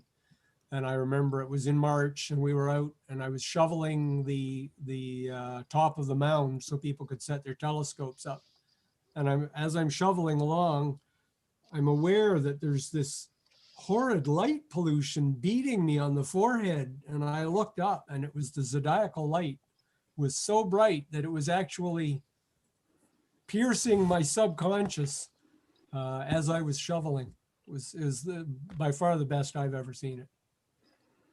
I was out last night, but I think where the zodiacal light would be shining from is also from Yarker, and there's light pollution coming from it. So I took a picture of it just to see whether that was it or not. So we'll see. I haven't really looked at it yet. Even the pictures are kind of hard to do because a lot of times the vignetting tends to look somewhat similar. Mm-hmm. So, you can end up with vignetting that kind of gives you a hint of a pillar of light in the middle of your picture. So but anyway, worth going to see. That's right. Well, we'll just keep plucking away at it. Yeah. Okay, great. Thank you so much. Thanks. Okay, next month, does anybody have any questions for Rick first before we move on? Not seeing any. Okay. Okay, next month, our meeting is on April 14th, and we have guest speakers Lori Graham, who is our vice president, on a tale of two terrestrial bodies. And Rick Wagner is going to give us a talk on Leaside Observatory and the Boltwood Telescope. Plus, we're also going to have Mark Cody give us some pictures and do a brief talk on how they conquered light pollution in Peterborough. Now, forget, we have our weekly socials on Wednesdays at 7 p.m. and that Zoom link is sent out to our email list. And Susan, who is our hostess, looks after that. And again, we are on YouTube. So if you want to relive tonight's meeting, you can go to YouTube once it's uploaded after a day or so. And you can see it there. We are on Twitter. And we are also on Facebook. So please check us out there because a lot of our members are now posting some pictures on Facebook, and that's really nice to see. Steve has been posting a lot of his pictures there too. So make sure you get a chance to go online there. And that is all I have tonight for, Kevin has something. Dave Lane is ready to go. Oh, Dave. All right. Dave's ready to go.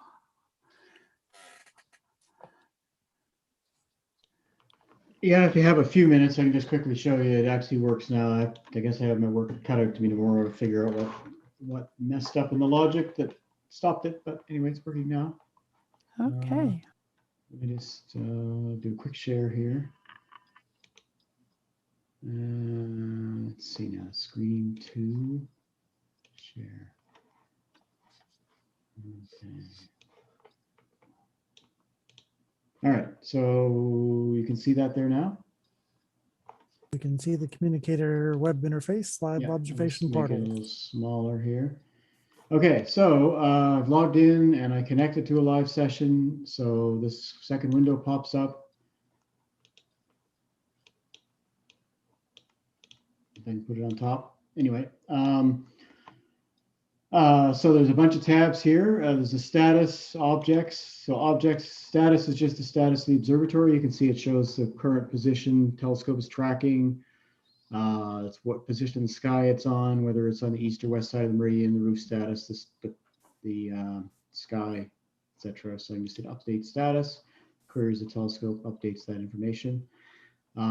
Objects allows you to access the database, so you can look up any object you want. Then one, search, queries the telescope, finds the object. You can say verify the position.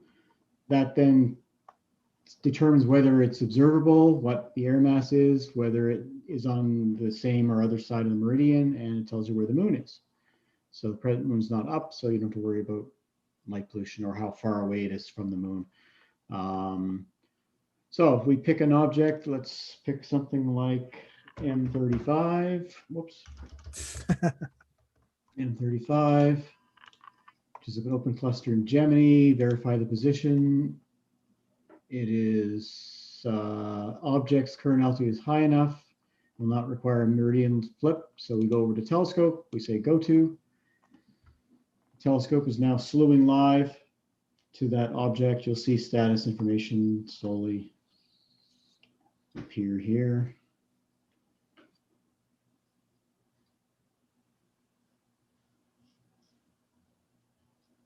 Done. Over to imaging, we'll take a quick snapshot, 5 seconds through a filter. You select what filter you want. Take a quick snapshot just to see if it's in the field of view or needs to be adjusted.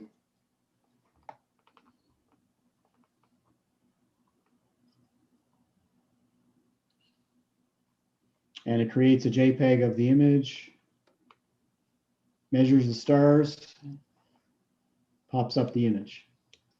I don't know why that's underneath. Anyway, I'll move that out of the way.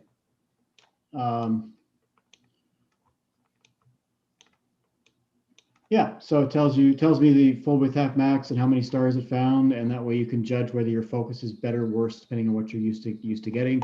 If you need to focus, you can do an autofocus by pressing the autofocus button, and it'll go through a sequence where it measures the best focus.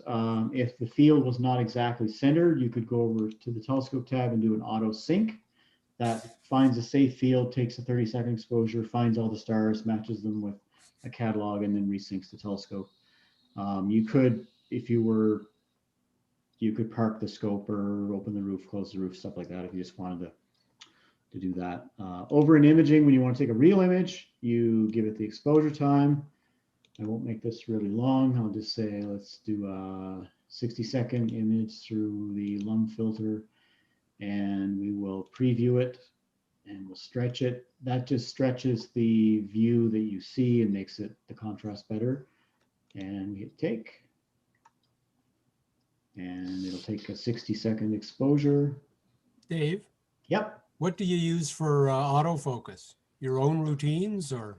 The software supports Focus Max, the Planewaves autofocus system, and the Maxim DL autofocus. Okay. With this particular telescope, I use the Maxim DL version. I just found it worked better. It's not as fast as Focus Max, but it does is more. I found it more reliable. We use Focus Max on the remote telescope, and I have not yet managed to get it to focus. I don't understand Focus Max fully, the commercial version. Yeah. I used the freeware version for years, and it always worked flawlessly.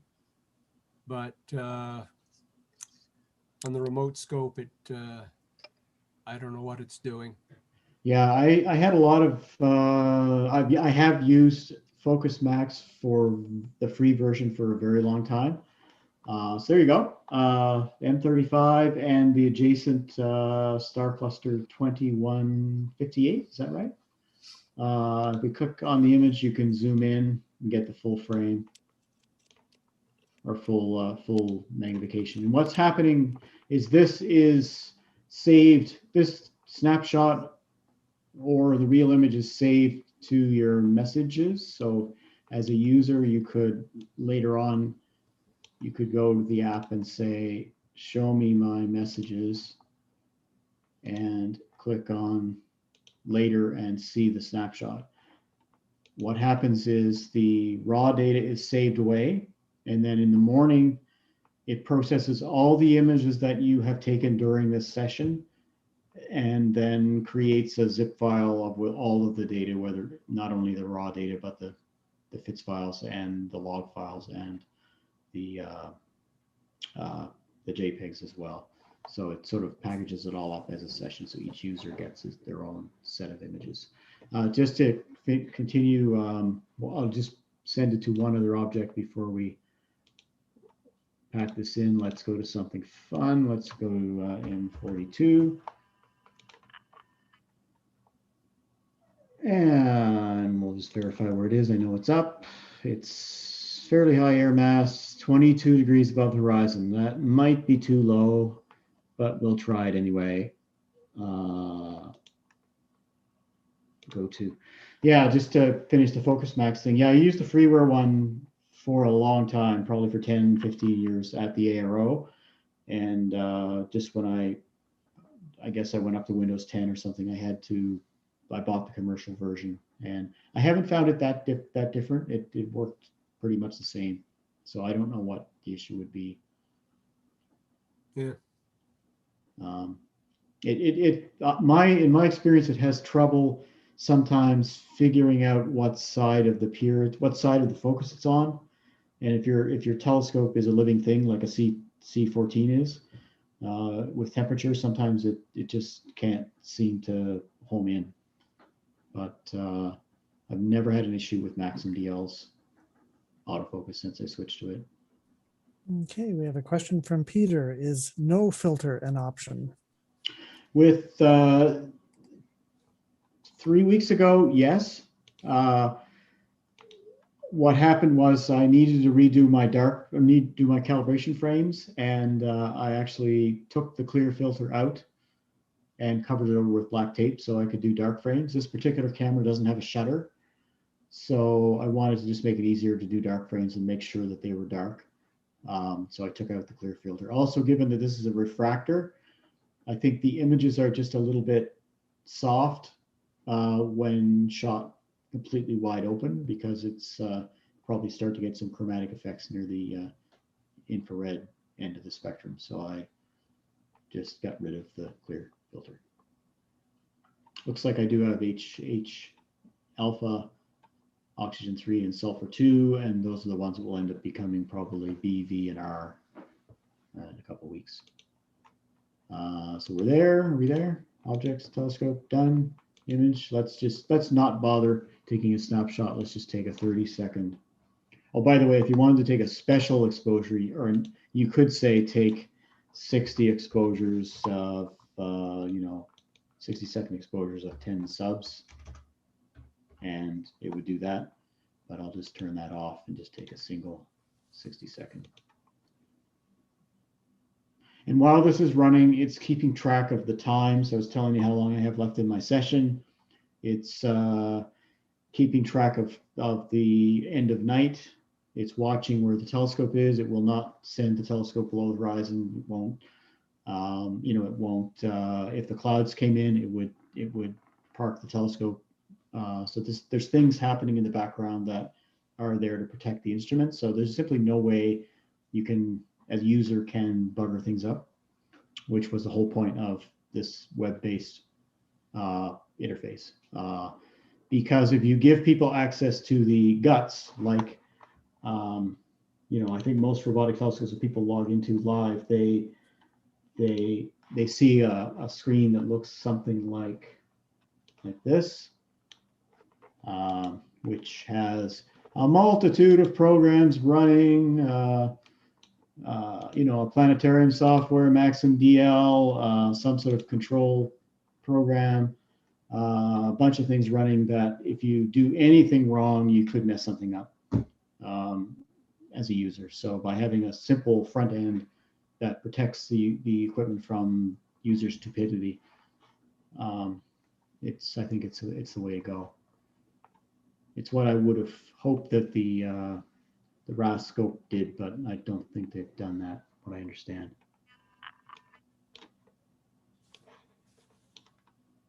Okay, so obviously we're quite low because we've got reflections and so on, but there's the Orion Nebula. As you can see, it's a beautifully wide field of view. It's like, as I say, about 2 degrees by 1.5 degrees. So it's a beautiful field of view. I think I'll end there. I just wanted to quickly show you how easy it is to take images and control the scope live. And yeah, I'll leave it there. Unless there's any other questions. Awesome. That's great. Now, That's Very great, impressive, Dave. Dave. That is so nice. figure out how to stop my screen sharing. There we are. Wow. Yeah. Great work. That's a lot of dedication and a lot of hours put into that. A lot of fun though. It's something I find challenging. Software development is like a hobby to me. I'm in the next little while, I'm hoping to scale back my work to about half time during my day job, but I suspect that the other days I'll probably be doing this anyway. So Yeah. Yeah. Excellent. Okay, so now we're at the time where we're going to stop the YouTube session and we're going to just chit chat. If everybody has to leave, please